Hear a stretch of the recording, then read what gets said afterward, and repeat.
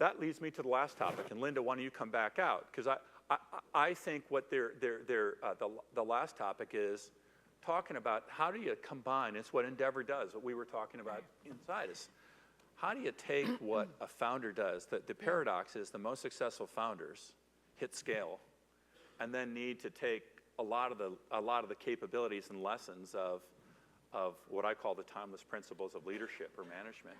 Yes.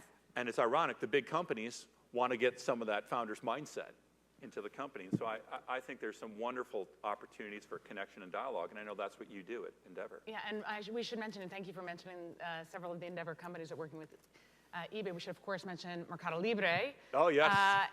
That's right. Our NASDAQ-listed eBay of Latin America company that eBay had a 19% stake in. Yep. And Marcos is one of the best. You know, I'd say Marcos is not only one of the best entrepreneurs in the world, but he's emerged as one of the best CEOs in the world.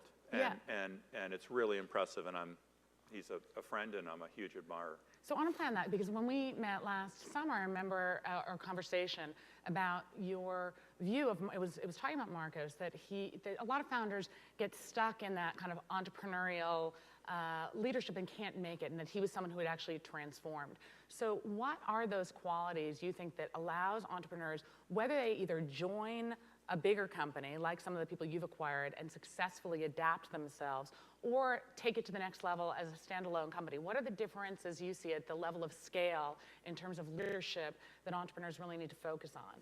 Well, it's funny because I just think there's a simple lesson of effective leaders at any size, which is the best leaders learn the fastest. And the best leaders are never too proud to learn. Usually you're really good at something. You got to leverage what you're really good at. But you also have to identify, what do I not have? And how do I go out there and get it? So in Marcos's case, early on, Marcos would come to eBay and say, let's share best practices. Marcos was like a sponge of absolutely consuming. Every time Marcos and I get together, we ask each other, what are you seeing? What's working? What's not? He is just an aggressive, and he's not too proud to say, oh, I took that idea, and applied it. Oh, and by the way, John, I have one that you guys might want to take a look at. And so pride, often what happens when someone gets a lot of success around them is you start thinking you know it all.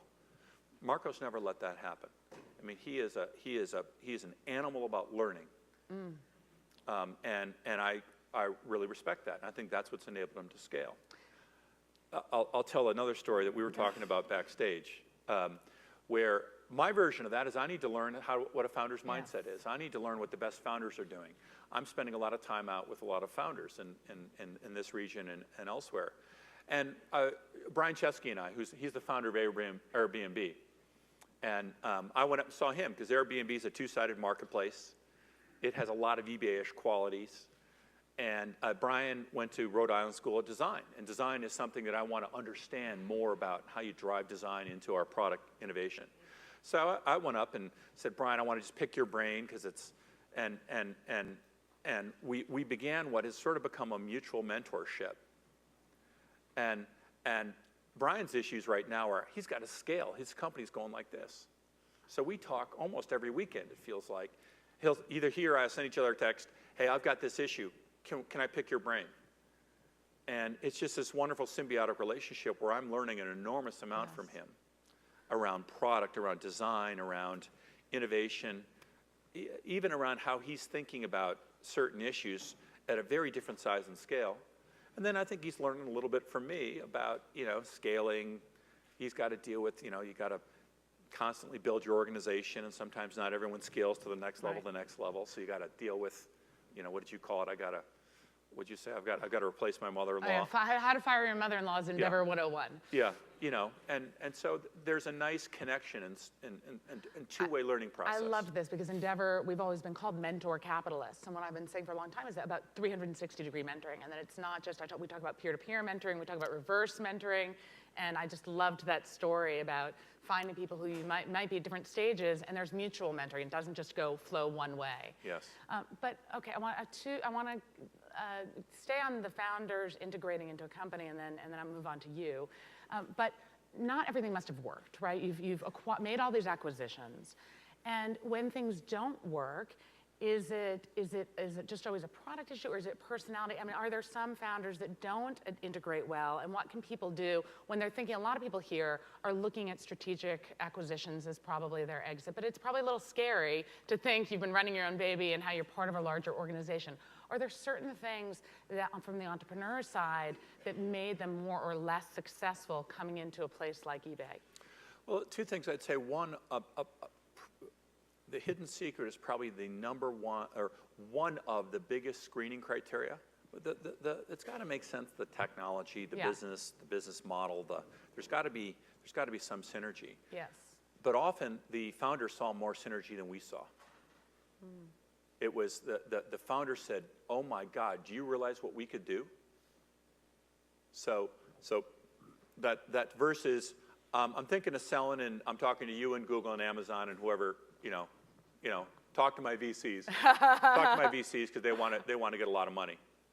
The founder is saying, "No, I see so much synergy with eBay, and I got all these VCs that but I want to be part of your platform." So that desire actually ends up being an important screening criteria, an important predictor. And then two is just the recognition of innovating at scale is different than innovating in a startup. And innovating at scale to get access to scale platforms, scale customer sets is more complex. You have to work with and through others. And so I have no problem putting these entrepreneurs in positions of accountability and authority, but you still have to work with and through others. And I would say the successes are people that say, "Yeah, I'm ready to do that." And oh, by the way, I want to learn. I want to learn to become a more scalable leader, more scalable general manager. And I'm willing to sacrifice some of my autonomy for that. So see, humility keeps coming up. I just want to... And you know what? There's some people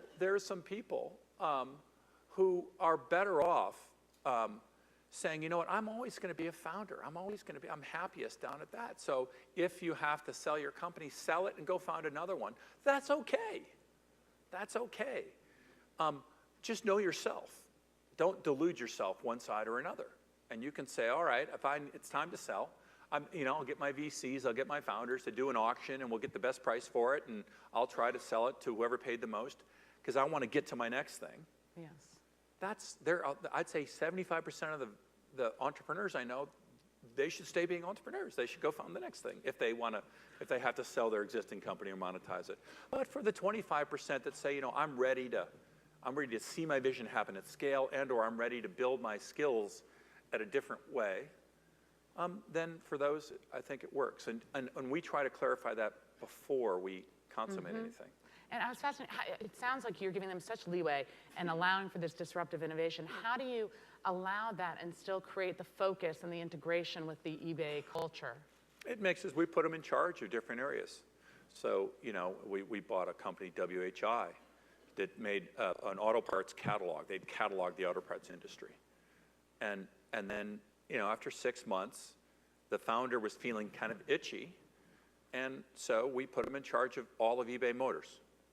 Now, and he's a guy that loves the industry. Now he's like, he's gone from being, I'm kind of itchy, I want to